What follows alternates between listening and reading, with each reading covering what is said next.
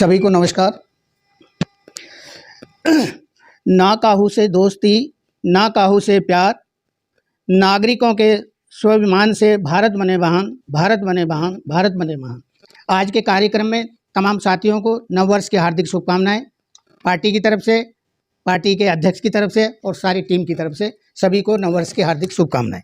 राष्ट्रीय नागरिक पार्टी के दो व्यापक शब्द अर्थात राष्ट्र और नागरिक, नागरिक शिक्षित राष्ट्र विकसित को आधार मानकर तथा संविधान उद्देशिका को अपनाकर राष्ट्र के समस्त नागरिकों को के स्वाभिमान एवं सम्मान के लिए हमारा संकल्प समतामूलक नागरिक प्रतिनिधित्व भारत का निर्माण करना है। इसी श्रृंखला में मजबूती एवं संवैधानिक पद्धति के तहत राष्ट्र में तीसरे राजनीतिक गठबंधन की घोषणा की करते हैं। विशेष रूप से जोर देकर युवाओं के भविष्य निर्माण में राष्ट्रीय नागरिक पार्टी मैदान में पार्टी अपने राष्ट्रीय विकास एजेंडा के माध्यम से आत्मनिर्भर बनाकर देश के विकास की मुख्य धारा में जोड़ने का काम करेगी। राष्ट्रीय नागरिक पार्टी भारतीय संविधान उद्देशिका पर कार्य करने वाली राजनीतिक पार्टी है। राष्ट्रीय नागरिक पार्टी का हर संभव प्रयास गांव की पहचान, तभी होगा माँ धरती का सम्मान। वहीं संविधान उद्देशिका को ध्यान में रखकर पार्टी ने राष्ट्रीय विकास एजेंडा तैयार किया है। राष्ट्रीय नागरिक पार्टी की विचारधारा किसी व्यक्ति विशेष, धर्म और समुदाय पर आधारित नहीं है, बल्कि इन सब से ऊपर उठकर देश के समस्त नागरिकों को समता के आधार पर आवास, स्वास्थ्य, शिक्षा, ढांचागत मूल्य सुविधाओं के साथ साथ रोजगार उपलब्ध कराएगी। वहीं शिक्षा का मापदंड अंतर्राष्ट्रीय स्तर का होगा, जिसको किसी व्यक्ति विशेष, धर्म और समुदाय से मुक्त रखा जाएगा।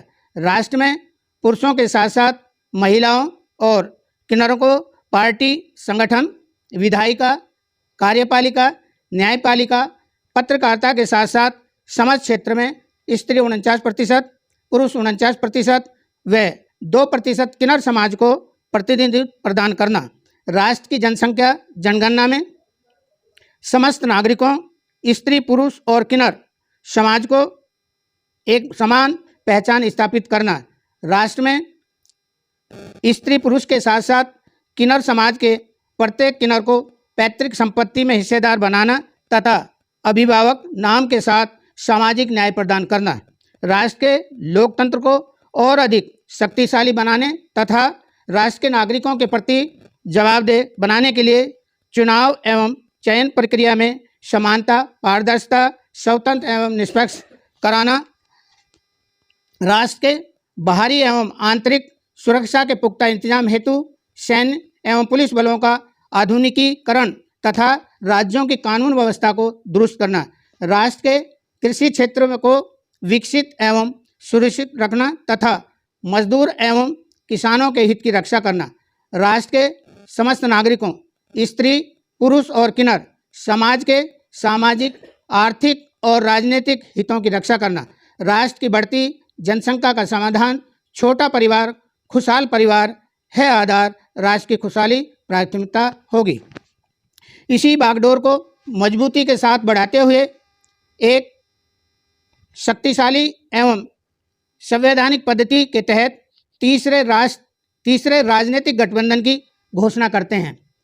राजनीतिक गठबंधन की व्यवस्था का मूल आधार समतामूलक नागरिक प्रतिनिधित्व भारत अर्थात राष्ट्र के समस्त नागरिकों को, स्त्री, पुरुष और किन्नर समाज को पार्टी, संगठन, विधायिका, कार्यपालिका, न्यायपालिका, पत्रकारिता के साथ साथ समाज क्षेत्र में समता के आधार पर स्त्री 49%, पुरुष 49% व 2% किन्नर समाज को प्रतिनिधित्व प्रदान करने का काम करेगा। इस व्यवस्था में चुनाव में प्रतिनिधित्व इस प्रकार से होगा। चुनाव में प्रतिनिधि लोकसभा की 543 सीटों में राष्ट्रीय दल एवं क्षेत्रीय दल अर्थात जिनके पास अपना स्थायी चुनाव चिन्ह होगा उन्हें 80% सीटों पर प्रतिनिधित्व करने का अवसर दिया जाएगा। शेष दल 20% सीटों पर समता के आधार पर चुनाव में उम्मीदवार उतारने का काम करेंगे। जहां तक गठबंधन सरकार बनाने की बात है, गठबंधन को लोकसभा चुनाव में पूर्ण बहुमत प्राप्त होने पर केंद्रीय मंत्रिमंडल गठन में स्थान देने के संदर्भ में व्यवस्था लोकसभा की 545 सीटों पर के 10% तथा अथवा नियमानुसार 55 सदस्य केंद्रीय मंत्रिमंडल में 27 स्त्री 27 पुरुष व 1 किन्नर समाज को प्रतिनिधित्व प्रदान करना अनिवार्य होगा। साथ ही लोकसभा के 5 साल के कार्यकाल में पहले 2 वर्ष स्त्री 2 वर्ष पुरुष तथा 1 साल किन्नर समाज के प्रतिनिधि को प्रधानमंत्री पद पर कार्य करने का अवसर दिया जाएगा। यहाँ स्पष्ट करते हुए पहले